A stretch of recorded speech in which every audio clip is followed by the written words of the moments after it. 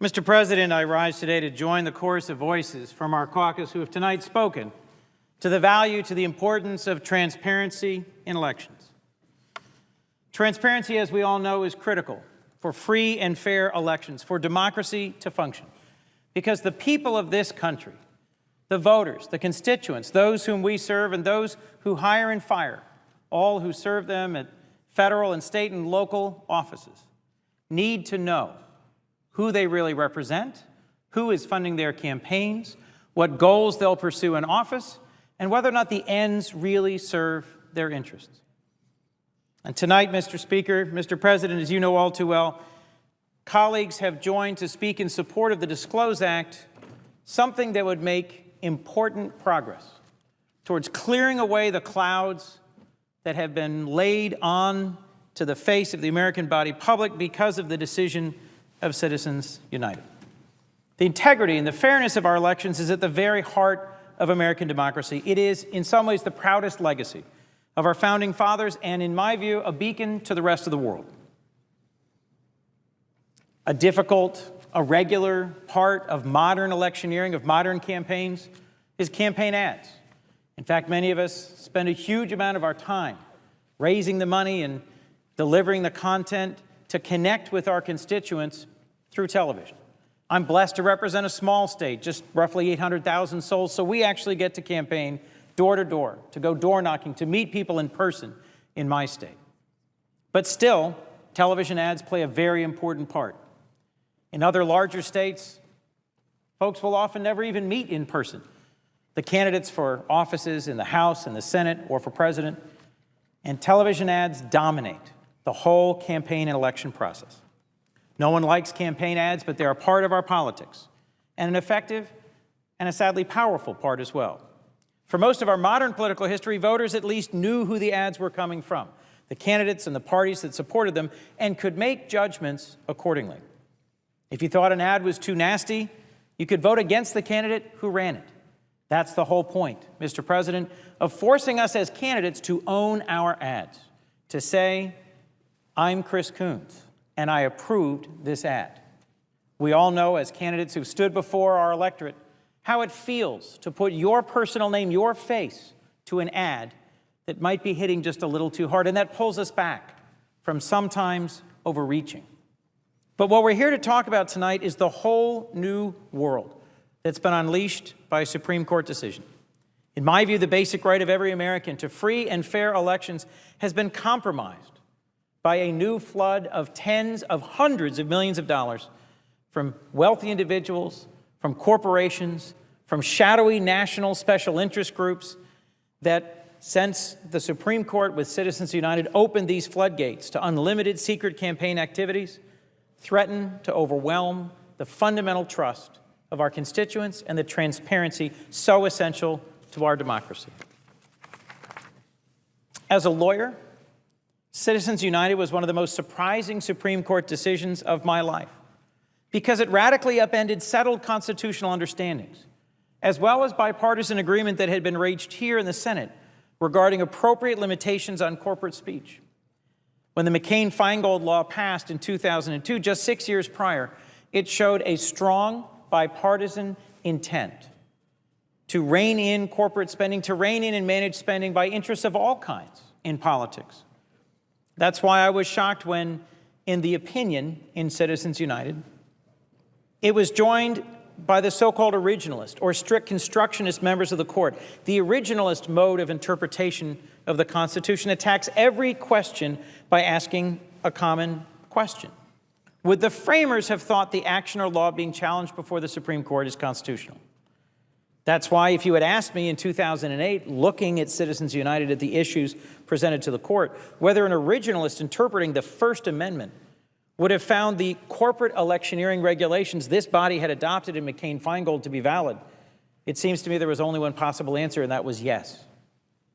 Our founding fathers recognized corporations are creatures not endowed like the rest of us with inalienable rights. They are rather fictional legal creatures, creatures of legislative grace. Were this not the case, the corporation, whose name is Citizens United, The corporation that was at issue in this decision wouldn't have stopped at simply making a movie attacking Hillary Clinton, but would have actually cast a vote against Hillary Clinton. Of course, it couldn't. Corporations don't, Mr. President, have bad hair days. Corporations don't have tasteless ties. Corporations don't have moods and opinions. Corporations are not people. They exist as people only in legal fiction. And I would note the First Amendment states, Congress shall make no law abridging the freedom of speech nor of the press. If the freedom of speech included fictional entities, non-human entities like corporations, there would have been no reason to separately affirm that the press also enjoyed that freedom, granted to real, living, breathing individuals. In my view, then, Mr. President, Citizens United was wrongly decided. As shown through a long line of legislative and judicial interpretation, a view of corporations as having First Amendment rights that are limited and can and should be limited, more than can be limited for real, living, breathing individuals, has remained the dominant one throughout our modern history. In 1907, the Tillman Act prohibited campaign contributions by corporations. In 1947, the Taft-Hartley Act prohibited expenditures and the application of this law further. It was upheld by the court in 1957 in U.S. v. Automobile Workers. When the Supreme Court first made the leap to the expenditure contribution distinction in Buckley versus Vallejo in 1971, even then it left intact the long-standing distinction between the First Amendment rights of living, breathing individuals and corporations, legal, fictional persons. The 82 case of FEC versus National Right to Work Committee. In that case, Justice Rehnquist wrote for a unanimous court that it was proper to treat corporations more restrictively than people. Oh, how I wish that were the majority opinion of the court today. The further analysis in 1986 in FEC versus Massachusetts Citizens for Life. Those striking down restrictions on speech by a pro-life organization actually underscored the originalist understanding that when the Constitution protects corporate speech, it only does so as a proxy for the underlying free speech rights of real, living, breathing individuals.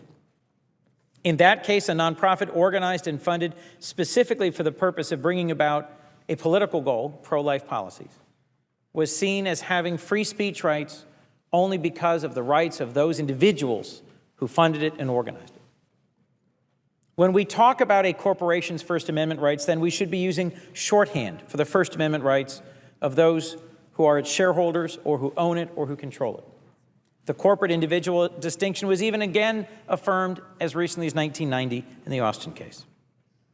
The constitutional history of limitations on corporate speech was so clear that the Supreme Court had upheld the McCain-Feingold Act in 2003, just a bare 6 years before they struck it down. What possibly could have changed in those intervening years that would be so convincing to an originalist mindset? I don't know. In my view, this decision did not make sense.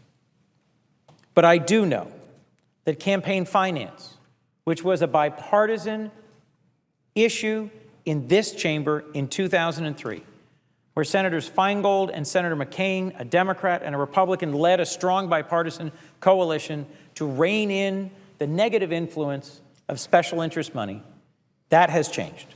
That has shifted to today, sadly, a starkly partisan issue.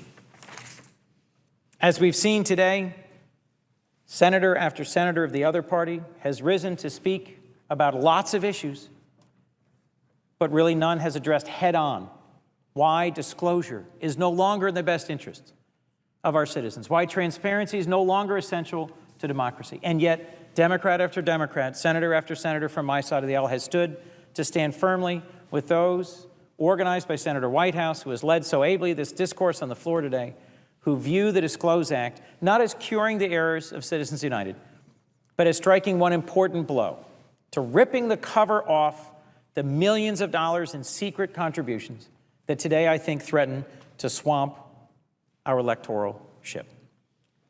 If the Citizens United case has tilted elections towards those with the money to buy them, the DISCLOSE Act is to me an opportunity to level the playing field just a little bit.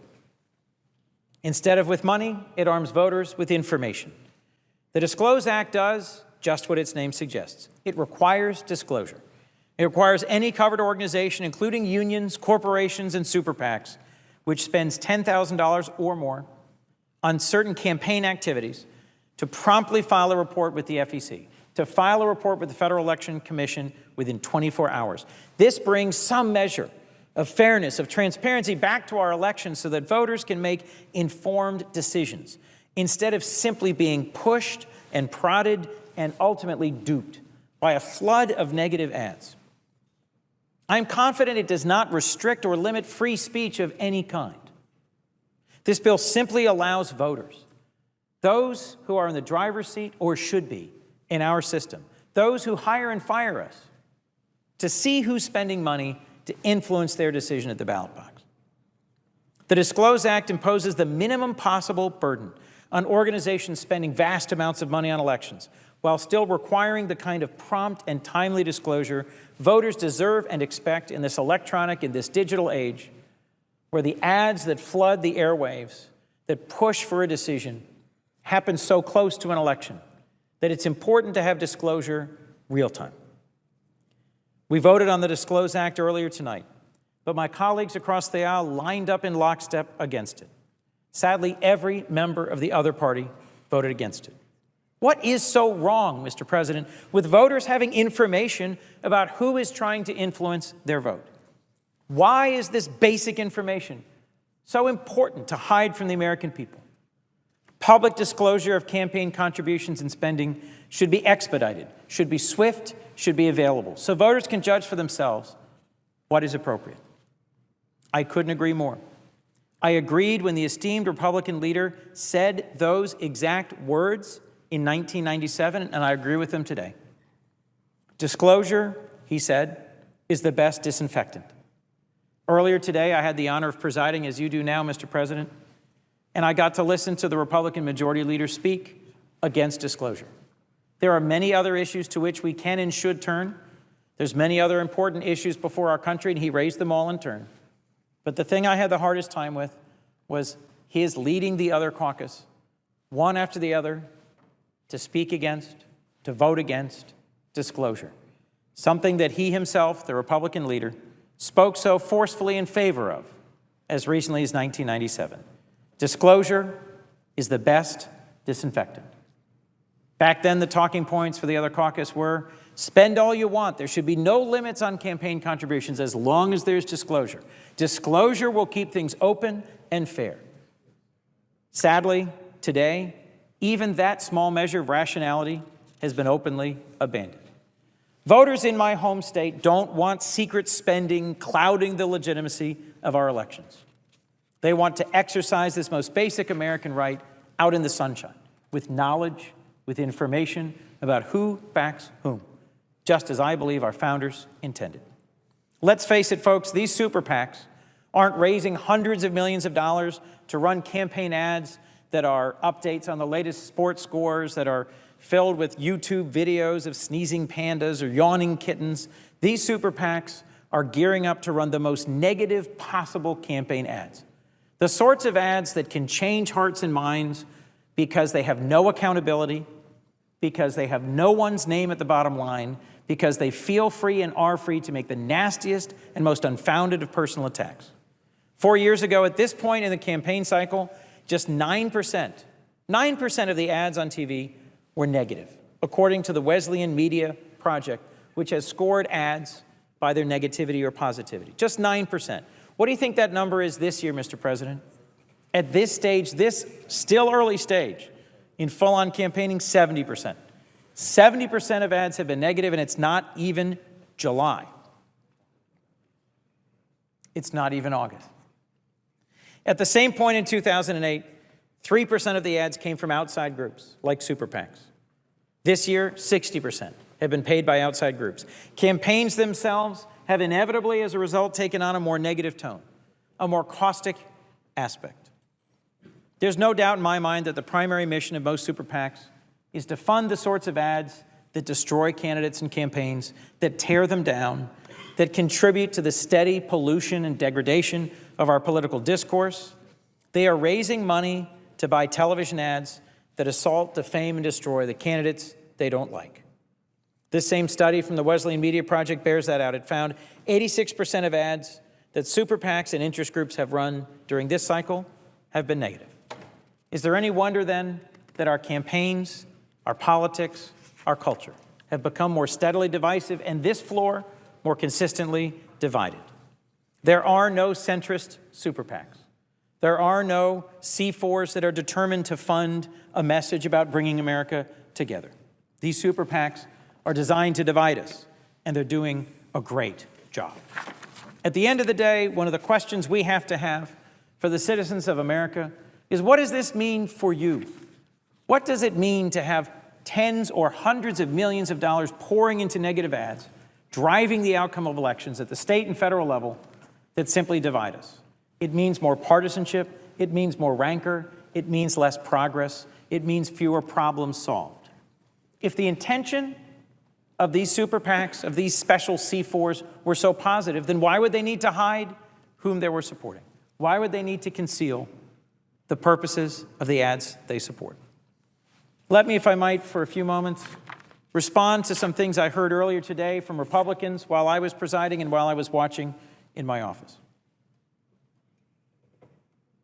One of my Republican colleagues earlier today claimed the DISCLOSE Act doesn't apply to labor unions, suggested that this was a big wet kiss to organized labor from my side of the aisle. This suggestion was made by several in leadership. It is a ludicrous claim.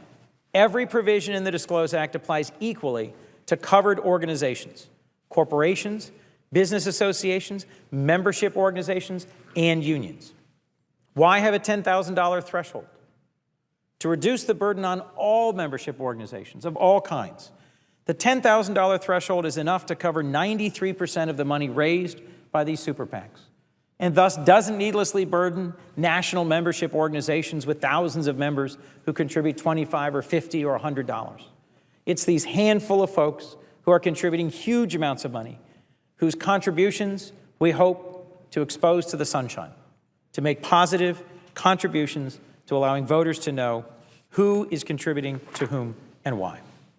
One other thought I wanted to add to tonight's debate is that as the Africa Subcommittee Chair on the Foreign Relations Committee, Mr. President, I often have the opportunity to hear from and meet with legislators and heads of state from Africa who come to meet with us here in Washington.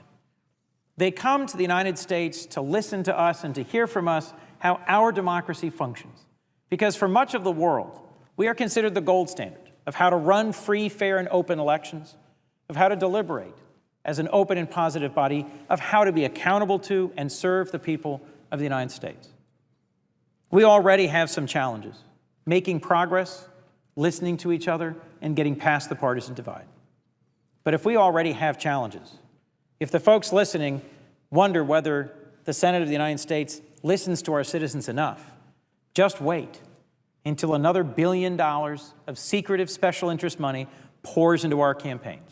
In my view, one of the things we can hold up to the rest of the world is that we have clean, fair elections. This decision by this Supreme Court, Citizens United, threatens that at its very core. This flood of money suggests that what is our greatest accomplishment in many ways as a nation is at very real risk. We cannot, in my view, lose the moral high ground of being a country that has fought so hard for so long to be a place where every person, every real person, has an equal vote and an equal right to be heard. Mr. President, the unfortunate reality is we're not going to be able to amend the Constitution to repeal the Citizens United decision this year. I wish we could, but it's not going to happen on that timeline. As we saw earlier today, this Senate is apparently not even willing to require the slightest bit of transparency and accountability by passing the DISCLOSE Act as we should. Maybe we'll get the votes tomorrow. Maybe after listening to this tonight, after hearing from us, our constituents will be moved to contact other members of this body. But I'm concerned. I'm concerned, Mr. President, that the Congress is not going to be able to stem the massive influx of cash into our elections this year or this cycle. It may, in fact, be too late for that. There's a reason campaigns and super PACs fund these negative ads. They work. They're designed to go around your head and target your heart. They move you to vote on what you're afraid of, not what you aspire to. And they can be so highly effective. I don't like negative ads. You don't like negative ads. Our citizens and our constituents don't like negative ads. We still have a choice, though. We may not yet be able to amend the Constitution. We may not be able to persuade the other side to pass the DISCLOSE Act this time. But we can allow ourselves instead to say, we won't listen to these craven, destructive ads. We can change the channel. We can ignore the ads. We can learn about candidates and their records. We can vote from a place of power instead of fear. Each and every one of us, each and every citizen, can be more powerful than the Supreme Court, can be more powerful than the billionaires and corporations who are trying to sway their votes by deciding to be better with our politics, by deciding to listen past the smear campaigns and the negative attacks. It is my hope, Mr. President, that we will be able someday to pass the DISCLOSE Act and to amend the Constitution.